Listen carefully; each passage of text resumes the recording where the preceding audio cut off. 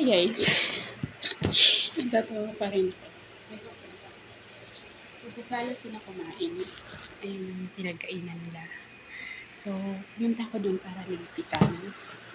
Tapos, natapon ko sa sahig yung isang tahani na sauce. Ayan. Ngayon, hindi nakita ko nung binata. Yung isa, yung mahilig magpatawa, mahilig pero sabi niya, alaka, tinapon mo, sabi niya ganon. Tapos, yung nanay kasi nila, yung si Tanda, pag may nakakatapon doon, puti kasi yung pinakakarapit nun, medyo puti siya, medyo dirty white, gano'n yung kulay niya. Tapos, laging nagagalit kasi pag sila yung mga nakakatapon doon, galit na galit yun kasi nagtatapon daw ng ganito, ganyan, kalat daw, ganyan, tapos nadudumihan daw yung carpet, ganyan, ganyan, pinapalinis niya agad yan. Kasi bagong renovate yung sala na yun. Tapos, sabi niya, sumbong daw niya. Tapos, pumunta ko dito sa kusina kasi dinala ko nga inilipit ko. Then, kumuha ako ng sponge na may sabon para kuskusin. Pagpunta ko doon, papunta si Tanda dito sa kitchen kasi sasabihan ako mag-defrost ng chicken. Nakasalubong ko siya sa may pintuan. Nagkagulatan pa kami. Nahawakan ko siya kasi muntik na tumba. Kasi hindi ako nag-iingay. Nakita ko na siyang pupunta pero akala ko aware na siya. Akala ko nakita niya din ako kasi bago kami magsalubong may bintana doon sa may black na kitchen na maliit. So makikita mo kung sino yung dadating, ganyan, pag papunta sa kitchen. Pero hindi niya pala ako napansin. Eh di nagkasalubong. Tapos nagulat siya sa akin. Nagulat ako sa kanya. Nung nagulat siya sa akin, nagulat naman ako sa reaction niya. Tapos para kaming nagkagulatan. Tapos pagdating dun sa sa sala, di nagsunod na kami. Nasabi niya na mag-depress ako. Sinundan niya ako papunta sa sala. Babalik siya doon. Ay, nandun yung binata. Tapos dala-dala ko yung sponge. Tapos nililinis ko na yung natapunan, sabi ng binata. Sinumbong niya talaga ako. Sabi niya, mama, tingnan mo, umi kasi sana.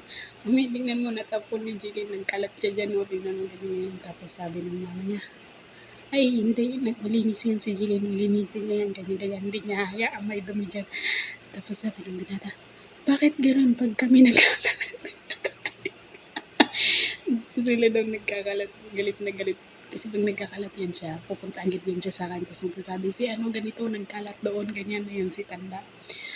Tapos, para daw aware ako.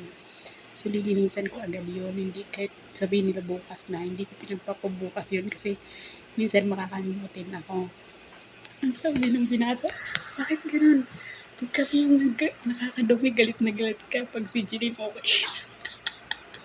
Tapos sabi ni Tanda, natural, siya yung naglilinis eh. Ulo. Tawa sila magkapatid, yung isang babae. Umuwi kasi dito kayo yung binatatawa nilang dalawa. Tapos sabi niya, para si Jeline daw, lagi niyang sinasabi yun, si Jeline is our second mother. Pangalawang nanay daw nila. Mas matanda pa nga siya sa akin. Mas matatanda pa nga sila sa akin. Pangalawang nanay, nek-nek niya. Pero ganun yan sila lahat, magkakapatid pagpupunta. Kahit alam nilang nasan yung nanay nila kasi lagi lang naman yung nasa kwarto. Dito pa yung dediretso sa kusina, nasan si nanay yun yan. Tapos kung ano-ano hinahanap sa akin, kahit sila yung gumagamit. Lahat ganyan dito mga employer sa katulong nila. Kahit hindi ikaw yung gumagamit sa'yo, nila hahanapin lahat ng bagay na kahit personal na gamit nila. Itatanong nila sa'yo, nakita mo nasaan yung ganito, ganyan. Kalok. Kaya dito, malaki yung bahay. Pero alam ko kung saan nakalagay yung mga ganito. Lahat, kahit personal na gamit nila. Dapat alam ko yan para hindi ko naman inaalam kung saan nakalagay. Pero pinag-aaralan ko or inaalam ko talaga. Kasi pag hinanap nila, alam ko kung saan ko hahanapin. Kasi yan, mga din yan. Malala yung pagiging makakalimutin ng mga yan.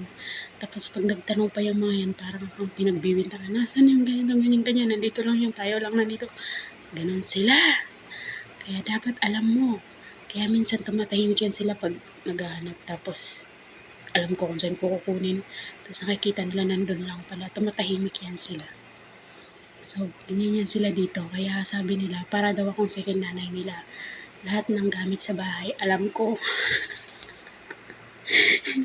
Kasi lahat din sila, puro tanong lang sa nanay nila kahit hindi yung nanay nila yung gumagamit. So, yun. Yun lang. Share ko lang.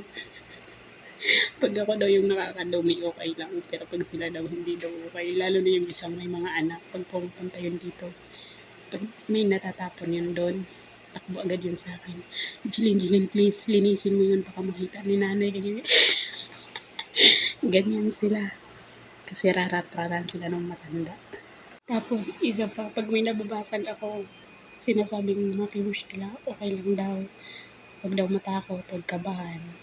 It's okay daw, it's normal daw. Kasi, na may mga ganong insidente, di naman daw ginusto or sinasadya.